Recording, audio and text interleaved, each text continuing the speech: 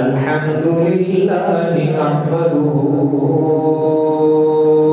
ونستعينه ونستغفره ونؤمن به ونتوكل عليه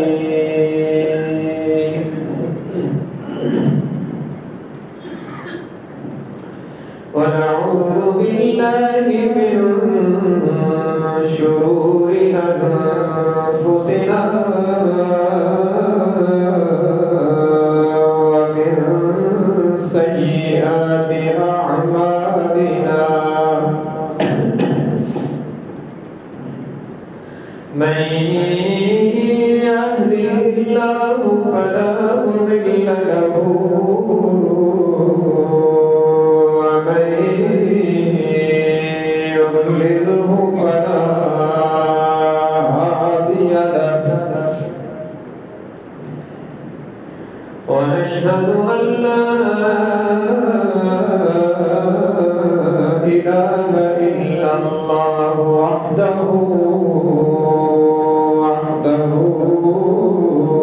لا شريك له ونشهد أن سيدنا وسندنا وشفيعنا وقائدنا الأعظم وهادينا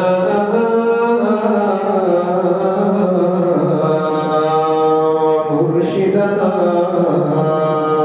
ومقوانا ومرجانا ومولانا محمدا عبده ورسوله أرسله بالحق بشيرا ونذيرا وداعيا إلى الله بإذنه وسراجا منيرا وصلى الله تعالى عليه وعلى آله وأصحابه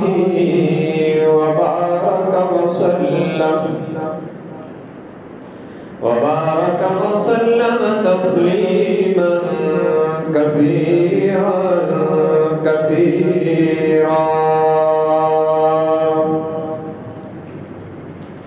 أما بعد فأعوذ بالله من الشيطان الرجيم بسم الله الرحمن الرحيم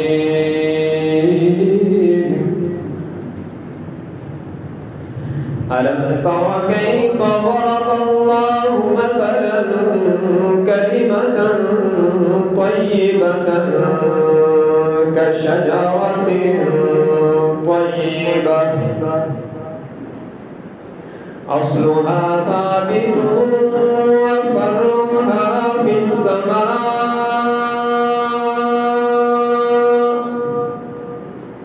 تؤتي أكلها كل حين بإذن ربها ويضرب الله الأمثال للناس لعلهم يتذكرون.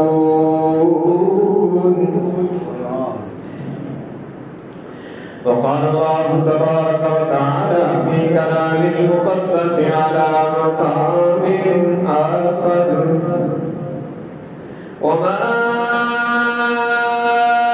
أرسلناك إلا كافة للناس بشيرا ونذيرا ولكن أكثر الناس لا يعلمون. وقال النبي صلى الله تبارك وتعالى عليه وسلم إنما بعثت رحمة مهداة أو كما قال النبي صلى الله تبارك وتعالى عليه وسلم صدق الله وصدق رسوله النبي الأمي الهاشمي الأمين الكريم ونحن على ذلك لمن الشاهدين والشاكرين والحمد لله رب العالمين إن الله وملائكته يصلون على النبي يا أيها الذين آمنوا صلوا عليه وسلموا تسليما اللهم صل على محمد وعلى آل محمد كما صليت على إبراهيم وعلى آل إبراهيم إنك حميد مجيد اللهم بارك على محمد وعلى آل محمد كما باركت على إبراهيم وعلى آل إبراهيم إنك حميد مجيد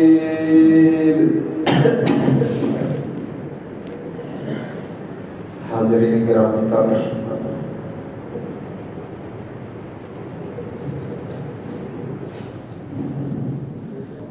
جناب نبی مکرم صلی اللہ علیہ وسلم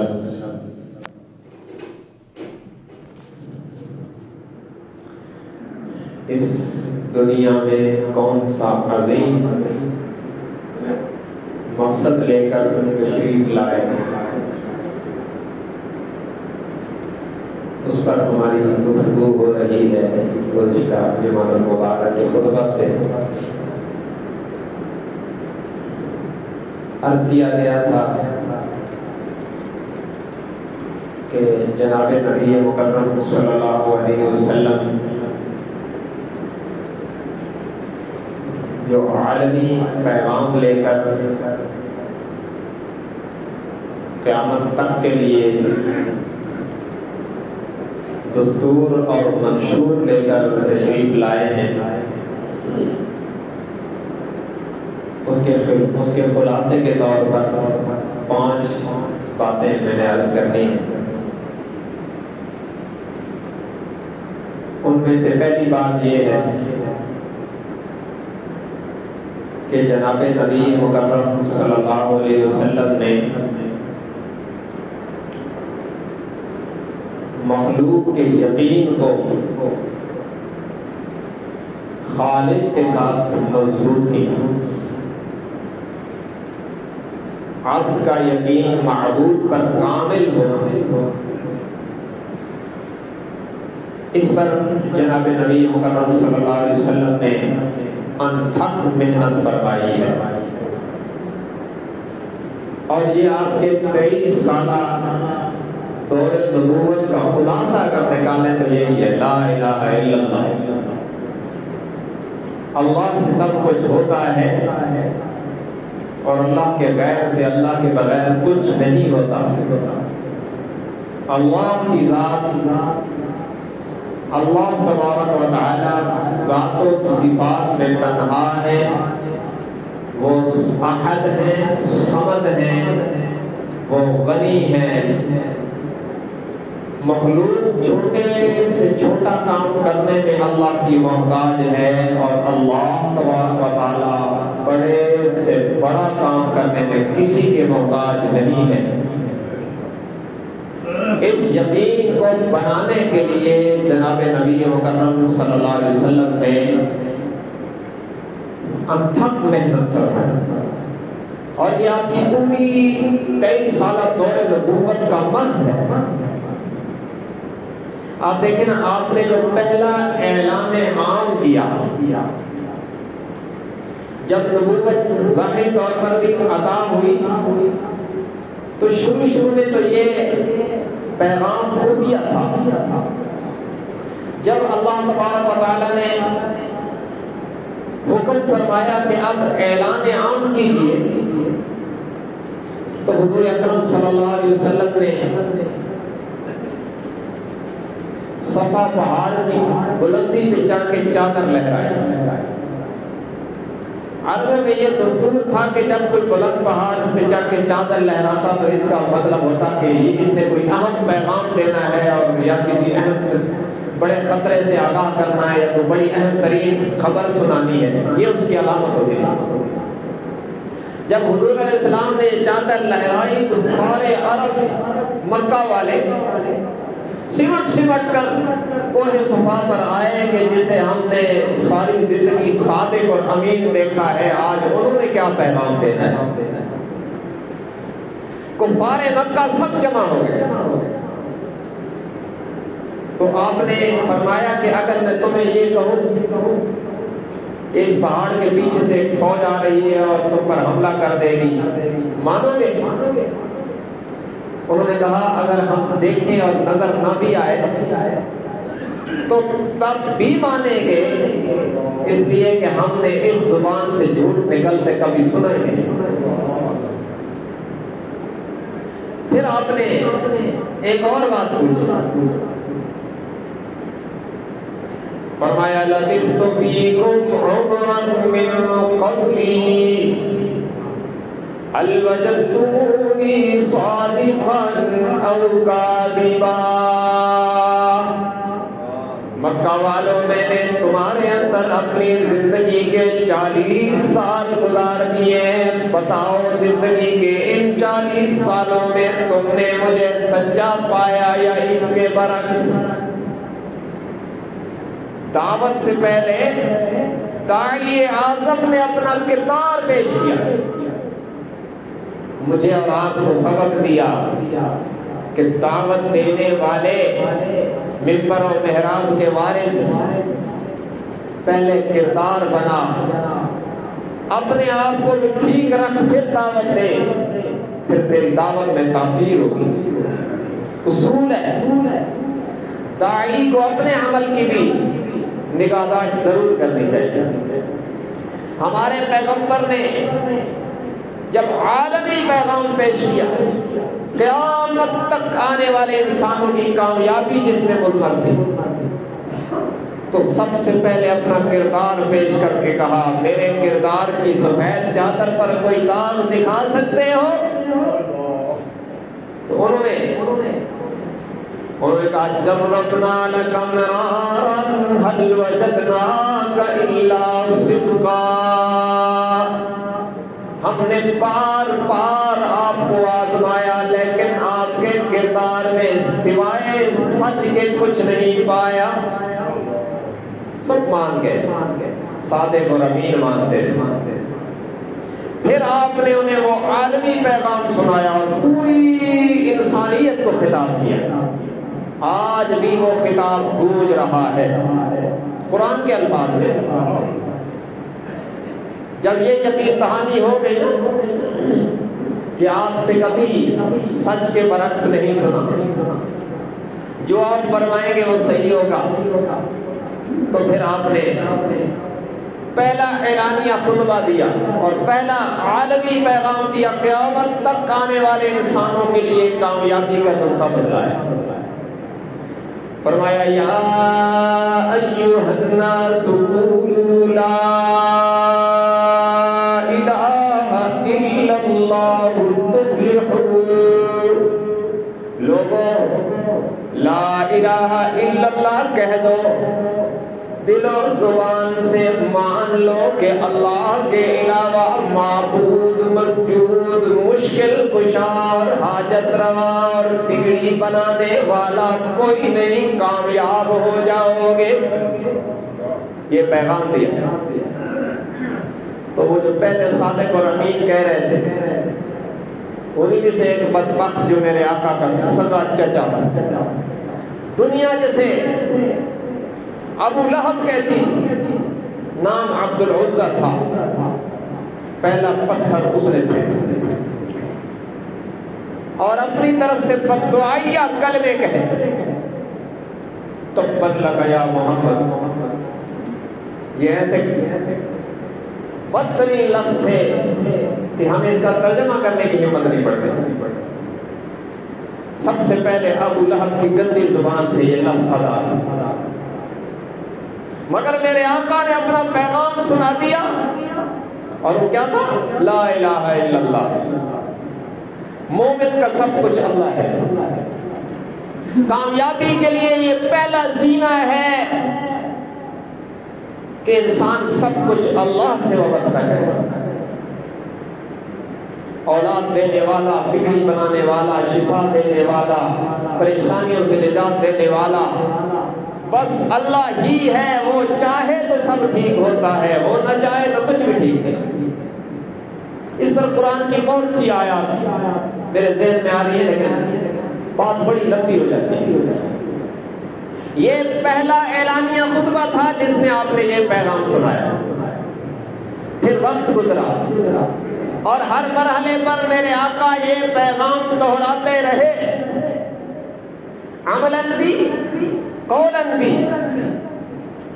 بدر میں دہرایا، احد میں دہرایا، خندق میں دہرایا، تبوک میں دہرایا، اور پھر ایک وقت آیا سن 11 ہجری اور 12 ربیع الاول اور سوموار کا دن، جب یہ آفتاب نبوت اب ظاہری طور پر پردے میں جانے والا ہے اور میرے آقا دنیا چھوڑنے والے ہیں۔ چشم فلک نے دیکھا کہ سر مبارک ابو بکر صدیق کی بیٹی عائشہ صدیقہ کی جھولی میں تھا، اور چند لمحوں کے بعد میرے آقا کی ظاہری مبارک آنکھیں بند ہونے والی ہیں۔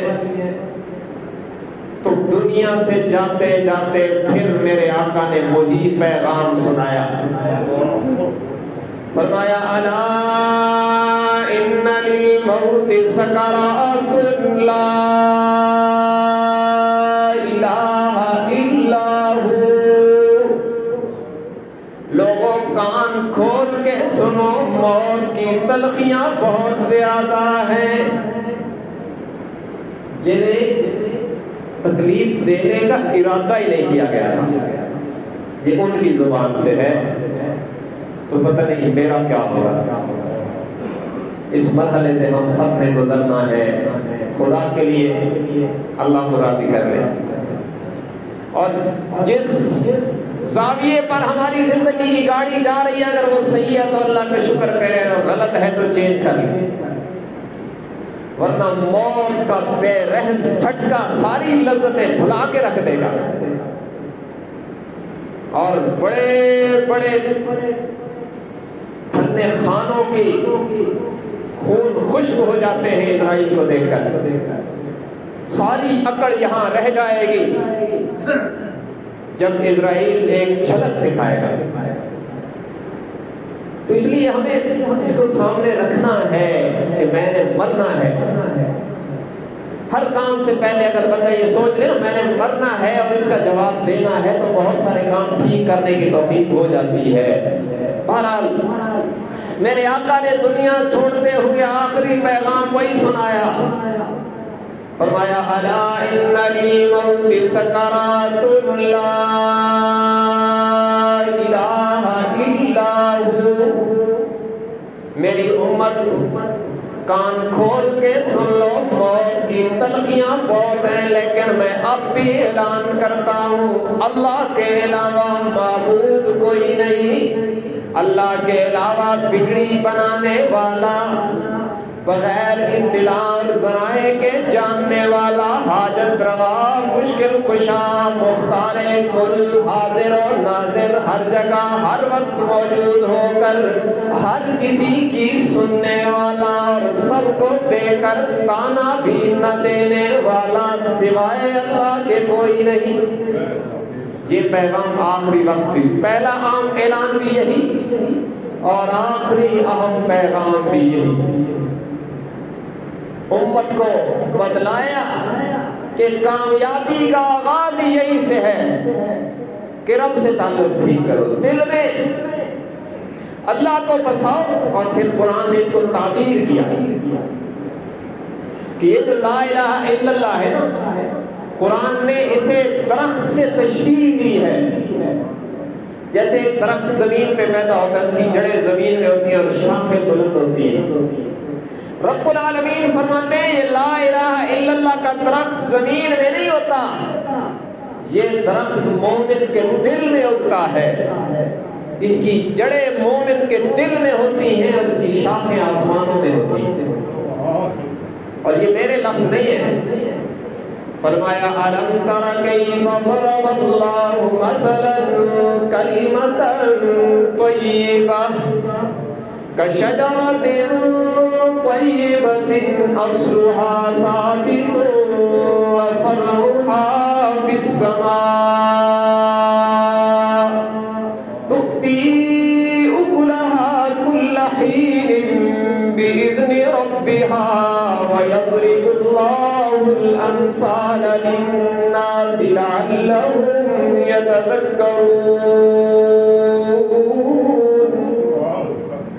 فرمایا اس پاک کلمے کی، کلمہ طیبہ کی مثال، اور آپ نے بچپن سے پڑھا نا، پہلا کلمہ طیب، اور طیب کے معنی پاک، لا الہ الا اللہ محمد رسول اللہ، یہ قرآن کی تعبیر ہے۔ فرمایا اس کلمہ طیبہ کی مثال اس درخت کی ہے کشجرۃ طیبہ، اس پاک درخت کی مانند ہے، اصلھا ثابت، جس کی جڑیں بڑی مضبوط ہیں، وفرعھا فی السماء، اور اس کی شاخیں آسمانوں میں پھیلی ہوئی ہیں۔ ایسے ہی فرمایا لا الہ الا اللہ کا درخت مومن کے دل میں لگ جاتا ہے، اس کی جڑیں مومن کے دل میں مضبوط ہوتی ہیں اور اس کی دل کی تاریں عرش مولا سے جڑی ہوتی ہیں، یہ اللہ کی مرضی پر چلتا ہے۔ اور پھر فرمایا تؤتی اکلھا کل حین بإذن ربھا، جیسے درخت، اچھا درخت ہر موسم میں اللہ کے حکم سے پھل دیتا ہے نا، ایسے لا الہ الا اللہ کا درخت بھی پھل دیتا ہے، وہ بھی نظر آتا ہے۔ اب جو دوسری بات ہے، میں نے 5 باتیں عرض کرنی ہیں مقصد رسالت کے حوالے سے۔ پہلی بات یقین، لا الہ الا اللہ کو بٹھاؤ دل میں، اور یہ جو درخت لگا نا، جس کی جڑیں مومن کے دل میں اور شاخیں عرش معلا سے لگی ہوئی ہیں۔ اب دنیا میں درخت کو پانی چاہیے، کوئی درخت اگر اس کو پانی ملنا بند ہو جائے تو آہستہ آہستہ مرجھا جاتا ہے اور اس پر فضا آ جاتی ہے، اور اگر کہیں پانی لگ رہا ہو، اچھا پانی لگتا ہو تو وہ ہرا بھرا ہوتا ہے۔ یہ دنیا کے درختوں کو زمین والا پانی چاہیے، لا الہ الا اللہ کا پاکیزہ درخت جو مومن کے دل میں لگا ہے نا، اسے دین والا پانی چاہیے۔ اور پانی، اس درخت کا پانی کیا ہے؟ اس میں سب سے مؤثر پانی جو آپ کے اور میرے دلوں میں لگے ہوئے لا الہ الا اللہ کے درخت کو، یقین کے درخت کو، ایمان کے درخت کو مضبوط کرے گا، اس پر بہار لائے گا، اس پر تازگی لائے گا، اس کے پتے نکھریں گے، اس کی شاخیں پھیلیں گی اور اس کی جڑ تنا مضبوط ہوگا، جڑیں گہری ہوگی۔ کون سے پانی سے؟ فرمایا الصلاۃ ماء الوحدت، یہ میرے اور تیرے دلوں میں لگے ہوئے درختوں کو نماز کا پانی دو گے تو یہ مضبوط ہوگا. اسے نماز کا پانی چاہیے. اگر مومن نماز چھوڑے گا نا تو یہ لا الہ الا اللہ کا درخت جو دل میں لگا ہے عقیدے کی صورت میں یہ خشک ہونا شروع ہو جائے گا، اور پھر خطرہ پڑ جائے گا کہ کہیں ایسا نہ ہو کہ ہم مرے اور دل سے یہ درخت بالکل اکھڑ چکا ہو. اور اگر اسے نماز کا پانی لگے گا تو صرف یہ درخت مضبوط نہیں ہوگا، مضبوط بھی ہوگا، اور رب العالمین اسے دشمنوں سے بچانے کے لیے پہرا بھی لگائیں گے. دنیا میں درخت لگتے ہیں تو لوگوں کی بکریاں درختوں کو کھا جاتی ہیں. ایمان کے درخت کو نقصان پہنچانے والی خطرناک ترین بکری شیطان ہے. یہ کوشش کرتا ہے کہ اس کو کمزور کریں اور آخری وقت تک کوشش کرتا ہے کہ اس کو ایمان سے محروم کر دے. لیکن اہل ایمان، صاحب ایمان، جس کی نماز بھی جاندار ہو، موت کے وقت بھی اللہ تعالیٰ ایک فرشتے کی ڈیوٹی لگاتا ہے کہ خبردار شیطان کو اس کے ایمان پر ڈاکہ نہ ڈالنے دینا. اور جس کا ایمان قبر میں ساتھ چلا گیا وہ یقین کر لے کہ وہ کامیاب ہو گیا. اس پر پہرا رب دلوائے گا جب تیری اور میری نماز جاندار ہو. اور یہ وہ ایسی عبادت ہے جو پورے کمال کے ساتھ، یہ میں بات کہہ رہا ہوں اس کو پوری توجہ سے سننا. ہمیں قدر نہیں ہے کہ نماز کتنی بڑی چیز ہے. نماز ایسی عبادت ہے جو پورے کمال کے ساتھ فرشتوں کو بھی میسر ہے. کیوں؟ ہم نماز میں قیام، رکوع، سجدہ، تشہد، قرات سب کچھ ہے. فرشتے کیا ہیں؟ بعض فرشتے وہ ہیں جو جب سے بنے ہیں قیام میں کھڑے ہیں. بعض فرشتے وہ ہیں جب سے بنے ہیں رکوع میں کھڑے ہیں. بعض فرشتے وہ ہیں جب سے بنے ہیں سجدے میں پڑے ہیں. بعض وہ ہیں جب سے بنے ہیں تشہد میں بیٹھے ہیں. ان کو یہ عبادات انفرادی طور پر، کسی کو قیام ملا، کسی کو رکوع ملا، اور کسی کو سجدہ ملا، اور کسی کو تشہد ملا. اس امت کو ساری چیزیں ایک عبادت میں جمع کر کے اللہ نے کہا لو میرا تحفہ، انجوائے بھی کرو اور میرے پاس آؤ گے تو رحمت سے استقبال بھی ہوگا. یہ کتنی بڑی نعمت ہے.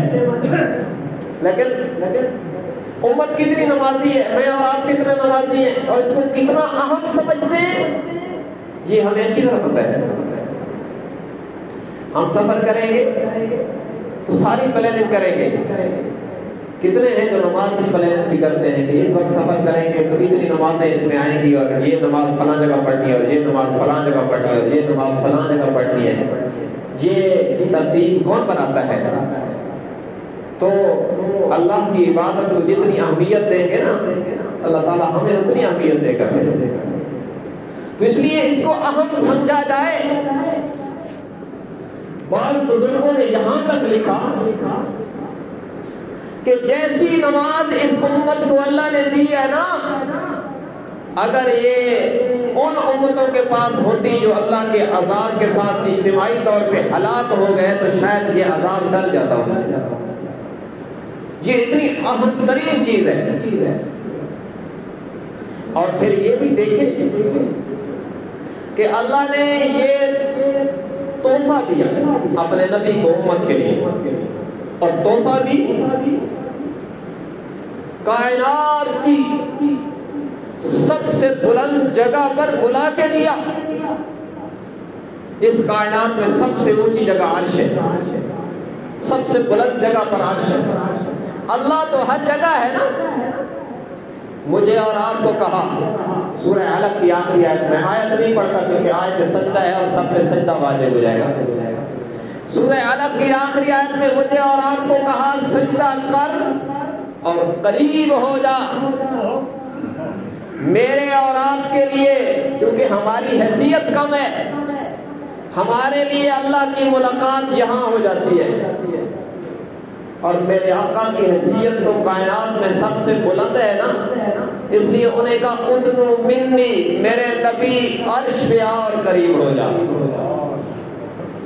تو وہاں بلا کر تحفہ دیا نماز کا۔ اس کی اہمیت اس سے بھی سمجھ کہ اللہ نے میرے آقا کو فرش سے اٹھایا، عرش پہ بلایا اور نماز والا تحفہ دیا۔ ہم اس کی کتنی قدر کرتے ہیں۔ اور پھر یہ بات تو میں سنایا کرتا ہوں ہر دفعہ جب بھی نماز کا ذکر آتا ہے، یہ بات مجھے زبردستی یاد آتی ہے کہ خود بھی ایمان کو تازہ کروں اور آپ کے ایمان کو بھی۔ اللہ نے سفر معراج میں اپنے حبیب کو امت کے لیے تحفہ دیا نمازوں کا، کتنی دی تھی؟ 50۔ اور اب کتنی ہے؟ اب ہے 5۔ یہ حضرت موسیٰ علیہ السلام کے کہنے پر بار بار میرے آقا تشریف لے جاتے رہے اور کم ہوتی رہی اور 50 سے 5 رہ گئے۔ تو تب اللہ نے اپنی رحمت کا ایک جھونکا دیا اور 2 آیات قرآن میں ضابطے کے طور پر اتار دی۔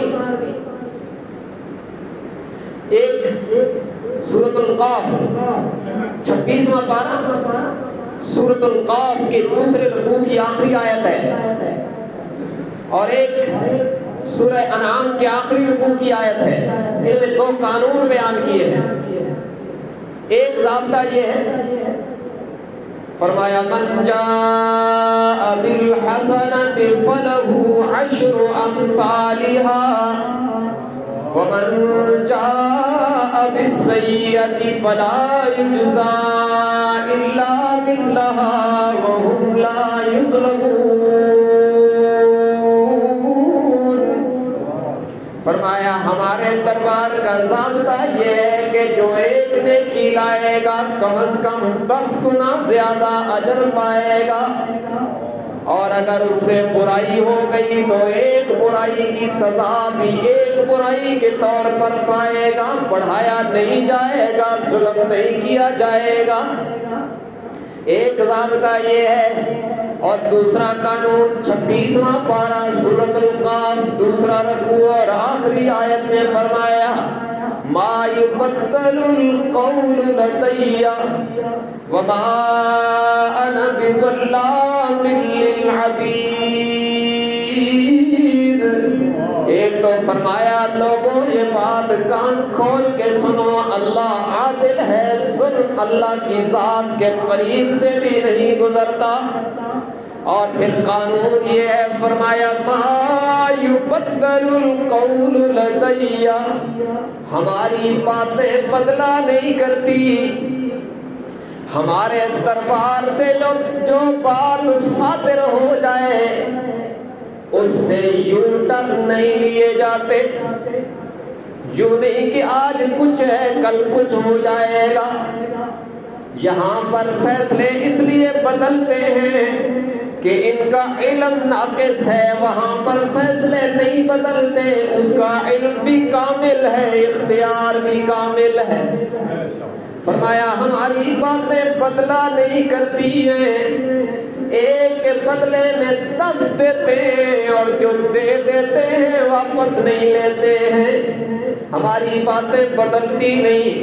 ان 2 آیات کی روشنی میں عرض کر رہا ہوں، جب اللہ نے 50 نمازیں عطا کر دی، پھر حضور علیہ السلام کے بار بار تشریف لے جانے پر 50 سے 5 رہ گئی، رب العالمین کی طرف سے ضابطے بیان کر کے کہا گیا میرے محبوب تسلی رکھیے، فکر مند نہ ہونا کہ کم ہو گئی ہے، میری امت کا اجر کم ہو جائے گا، یہ فکر نہ کرنا کہ میری امت کا ثواب کم ہو جائے گا، یہ محروم ہو جائیں گے، نہیں ایسا نہیں ہے، یہ تو آپ کا معاملہ، آپ نے اپنی امت پہ شفقت کرتے ہوئے 50 سے 5 کروا لی، لیکن جہاں تک تعلق ہے ہمارے دربار کے ضابطوں کا، جہاں تک تعلق ہے میری رحمت کی وسعت کا، جہاں تک تعلق ہے میرے اپنے بندوں کے ساتھ پیار کا، اس میں کمی نہیں آئی ہے، اس میں نقصان نہیں آیا ہے، ہمارے درباروں کے ضابطے بدلا نہیں کرتے ہیں، اپنی امت کو بدلا دو، جو 5 پڑھتا رہے گا ثواب 50 کا دیتا رہوں گا۔ لیکن یہ نہ پڑھے تو اس کی اپنی بد نصیبی ہے نا، ادھر سے تو کمی کوئی نہیں ہے۔ جب تیری شان کریمی پہ نظر جاتی ہے، جب تیری شان کریمی پہ نظر جاتی ہے، زندگی کتنے مراحل سے گزر جاتی ہے، اور بے طلب دیے جاتا ہے مجھ کو وہ دینے والا، ہاتھ اٹھتے نہیں جھولی میری بھر جاتی ہے۔ یہ تو وہ داتا ہے جو دیتا ہے، مانگنے والے مانگ کے تھک جاتے ہیں مگر اس کے دینے میں کمی نہیں آتی۔ تو یہ نماز والا تحفہ دیا اس رحمت کے ساتھ، ایمان کے درخت پر بہار کو قائم رکھنے کے لیے اور اس کی بہار بڑھانے کے لیے، اس کی نشو و نما بڑھانے کے لیے مجھے اور آپ کو کہا نمازی بنو، اور جو مومن نمازی ہے اور اس کی نماز جاندار ہے، کامیابی کی گارنٹی اسے رب نے خود دے رکھی ہے۔ اور میں اپنی طرف سے نہیں کہہ رہا، 18واں پارہ ہے، سورہ مومنون ہے، اور اس کی آیت نمبر 1 اور 2 رب العالمین نے کامیاب اہل ایمان کی نشانیاں بتلائی ہیں، اور ان میں پہلی نشانی فرمایا قد افلح المؤمنون الذين هم في صلاتهم خاشعون، فرمایا یقیناً پکی بات ہے اہل ایمان کامیاب ہو گئے۔ اور کون اہل ایمان کامیاب ہوں گے، ان کی صفات کیا ہوگی، کردار کیا ہوگا؟ فرمایا الذین هم فی صلاتهم خاشعون، ان کی نشانیاں بہت ساری ہیں۔ پہلی نشانی یہ ہوگی کہ وہ نمازی بھی ہوں گے اور نماز میں خشوع بھی نظر آئے گا۔ کامیابی کی پہلی علامت، بندہ ایمان والا ہوگا، نمازی ہوگا، اور نماز بھی خشوع سے پڑھے گا، عاجزی سے پڑھے گا، اپنی طرف سے کوشش تو کرے گا نا۔ پھر اگر کوئی کمی رہ گئی تو رب العالمین بے شمار درود و سلام نازل فرمائے میرے آقا کے روضہ اطہر میں، صلی اللہ علیہ وآلہ وسلم تسلیما کثیرا کثیرا الف الف مرۃ بعدد کل ذرہ۔ میرے آقا نے امت پر شفقت کے دریا بہائے، اور رب کو پتا تھا نا کہ یہ میرے بندے کما حق وہ نماز نہیں پڑھ سکیں گے۔ ہمارے جیسے لوگوں نے آنا تھا، اللہ کو پہلے پتا تھا کہ ان کے سجدوں میں سبحان ربی الاعلیٰ تو ہوگا، لیکن دل میری یاد سے خالی ہوگا، تو یہ کیا کریں گے؟ اپنے نبی کی زبانی ہمیں بتلا دیا، جب سلام پھیرو السلام علیکم ورحمۃ اللہ، السلام علیکم ورحمۃ اللہ، پھر فوراً کہو اللہ اکبر، دل سے اس بات کا اظہار کرو، زبان پر یہ کہہ دو کہ یا اللہ یہ چند سجدے، یہ رکوع، یہ قیام، یہ قرات میرا کمال نہیں، تیرے کرم کا صدقہ ہے۔ اور پھر کہو استغفر اللہ استغفر اللہ استغفر اللہ، یا اللہ یہ میں نے ٹوٹی پھوٹی نقل بنا دی لیکن تیری عبادت کا حق نہیں ادا ہوا، یا اللہ منت کرتا ہوں کہ اسے اپنی بارگاہ میں قبول فرما کر ذرا نوازی کر دے۔ یہ طریقہ بھی ہمیں اللہ کے نبی نے خود سکھا دیا، کوشش کر، محنت کر، اور جب محنت کر چکے پھر منت کر رہو گی۔ نماز بنتی ہے محنت و منت سے، پہلے محنت کر، وضو ٹھیک کر، کپڑا پاک رکھ، جگہ پاک رکھ، محنت کر، رزق پاک کھا کے آیا کر، محنت کر، توجہ کرنے کی کوشش کر، الفاظ ٹھیک کر، ساری محنتیں کرنے کے بعد جب نماز کامل ہو جائے پھر رب کی منت کر کے یا اللہ تیری عبادت کا حق ادا کون کر سکتا ہے، بس تو فضل فرما، عدل نہ کر، عدل کرے گا تو میرے تیرے جیسے کئی زمین کھا جائے گی، وہ فضل کرے گا تو ہمارے جیسے اعمال کے منہ کالے رکھنے والے بھی بخشے جائیں گے۔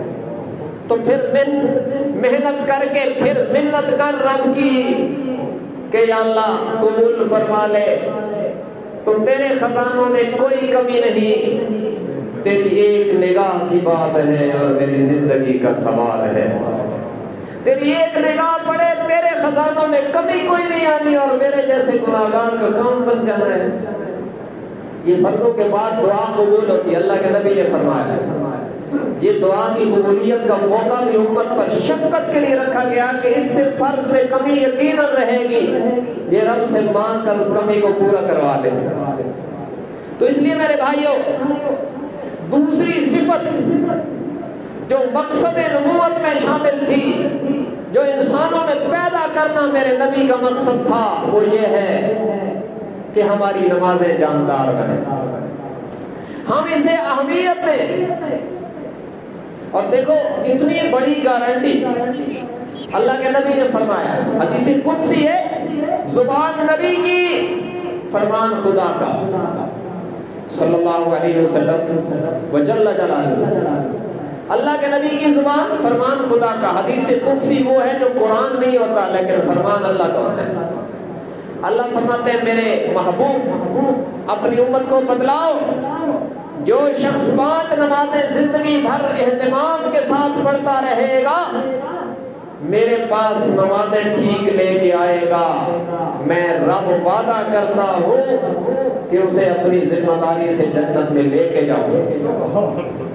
یہ وعدہ کوئی MNA کا تھوڑا ہی ہے کہ ووٹ لے کے بدل جائے، یہ تو احکم الحاکمین کا وعدہ ہے، یہ تو اصدق القائلین کا وعدہ ہے، یہ تو رب العالمین کا وعدہ ہے، یہ ارحم الراحمین کا وعدہ ہے، یہ اس رب کا وعدہ ہے کہ زمین و آسمان کا نظام درم برم ہو سکتا ہے، اس میں خلاف ورزی کا امکان ہی نہیں ہے۔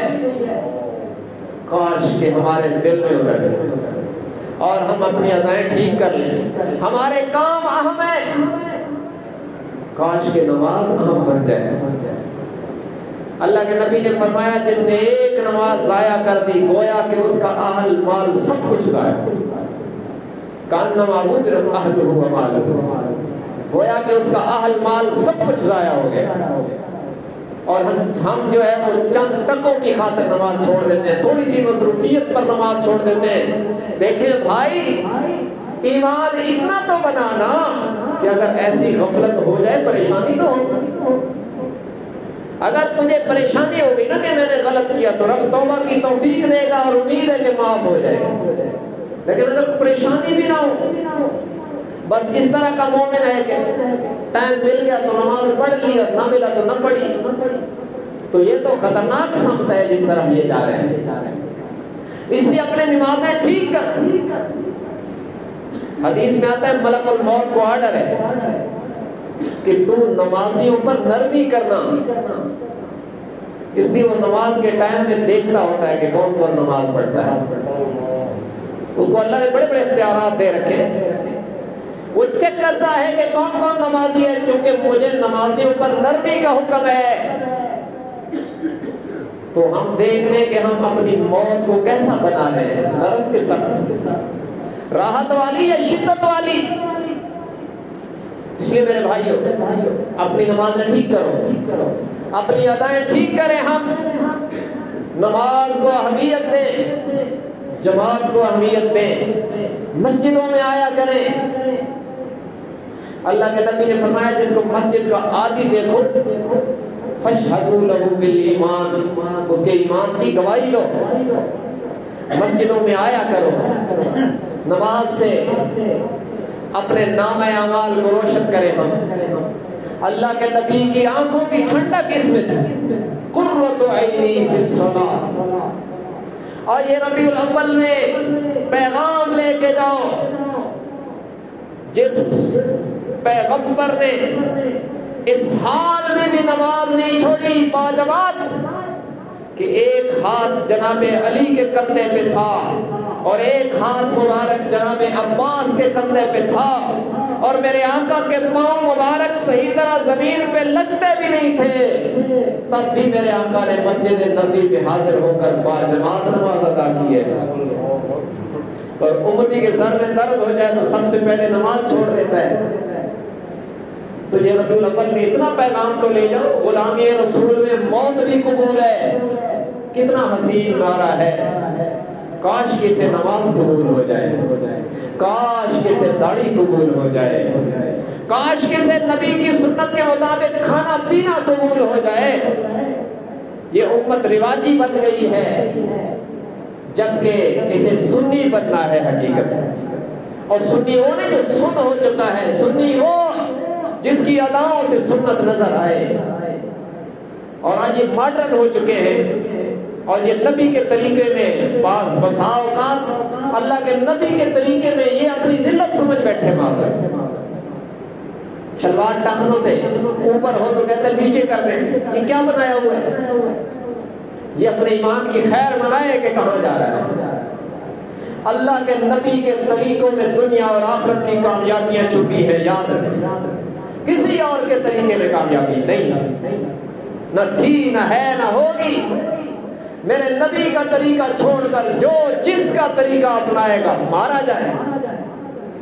کامیابی کا راز صرف اللہ کے نبی کے لائے ہوئے مشن اور طریقے سے وابستہ ہے، اس کے علاوہ کوئی عمل ہوگا تو اللہ کی نظر میں قبول ہی نہیں ہے۔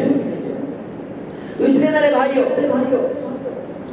ایمان یقین بنانے کے لیے، یقین والے درخت کو ہرا بھرا رکھنے کے لیے نمازیں جاندار بناؤ، سیکھو، نمازیں سیدھی کرو۔ دیکھو یہ المیہ ہے کہ آج ہم اپنے بچوں کو دنیا سکھانے کے لیے تو بڑے بڑے اعلیٰ اسکولوں میں انگلش میڈیم میں داخل کرواتے ہیں تاکہ اس کی انگلش کا تلفظ ٹھیک ہو جائے۔ کبھی یہ بھی تو سوچا کر کہ اس کی نماز کا تلفظ ٹھیک ہو جائے اور اس کے قرآن کا تلفظ ٹھیک ہو جائے۔ بچوں کو ٹیوشن پڑھانے کے لیے، انگلش سکھانے کے لیے تو بندہ رکھیں گے 5000 لے لے، لیکن بچوں کو انگلش سکھائے۔ اور مسجد میں امام رکھیں گے وہ جس کی اپنی قرات بھی ٹھیک نہ ہو، کہتے ہیں چلو تنخواہ تھوڑی ہے۔ اللہ کے بندو، دین کو اہمیت دو، قرآن کے الفاظ بھی بچوں کو ٹھیک پڑھاؤ، خود بھی ٹھیک کرو۔ جس کی نماز کے الفاظ ٹھیک نہیں اور کیا ٹھیک ہو؟ سبحانک اللہم و بحمدک، یہاں سے لے کر یوم یقوم الحساب تک ساری نمازیں ٹھیک کرو، آیت الکرسی ٹھیک پڑھو، دعائے قنوت ٹھیک کرو۔ اکثر لوگ آیت الکرسی، دعائے قنوت، اکثر لوگ پڑھے تو کیا بچے بھی غلط پڑھے۔ ان کو ٹھیک کوئی جبرائیل آ کے نہیں کروائے گا، آپ کو خود کرنی ہے۔ نہیں کریں گے تو اللہ کی عدالت میں کم از کم بچوں کے متعلق تو والدین کا عذر قبول نہیں ہوگا۔ کوئی 70-80 سال کا بابا ہے تو اب ممکن اس کی زبان صحیح طرح نہ چل سکے، وہ معذور سمجھا جائے، لیکن نوجوانوں کا عذر قبول نہیں ہوگا۔ اس لیے ان کے الفاظ بھی ٹھیک کرو، قرآن بھی ٹھیک پڑھنا سیکھو۔ لوگ کہتے ہیں میں نے سورہ یاسین پڑھی، فائدہ ہی کوئی نہیں ہوگا۔ یقین بھی ٹھیک کر، اس کے الفاظ بھی تو ٹھیک کرنا۔ الفاظ جب آپ نے اپنے اردو میں ملا کر پڑھ دیے تو کیسے اثر ہوگا؟ بہرحال حضور صلی اللہ علیہ وسلم کی تشریف آوری کا مقصد، اس کی تفصیل، اس کے خلاصے کے طور پر میں نے 5 باتیں عرض کرنی ہیں، ان میں سے 2 عرض کر دی گئی ہیں۔ یقین ٹھیک کرو، نماز جاندار بناؤ، باقی 3 باتیں انشاءاللہ آئندہ جمعۃ المبارک کے خطبہ میں عرض کریں گے۔ اللہ تبارک و تعالی ہمیں دین حق کی صحیح سمجھ اور اس پر عمل کی توفیق عطا فرمائے۔ وآخر دعوانا الحمدللہ رب العالمین۔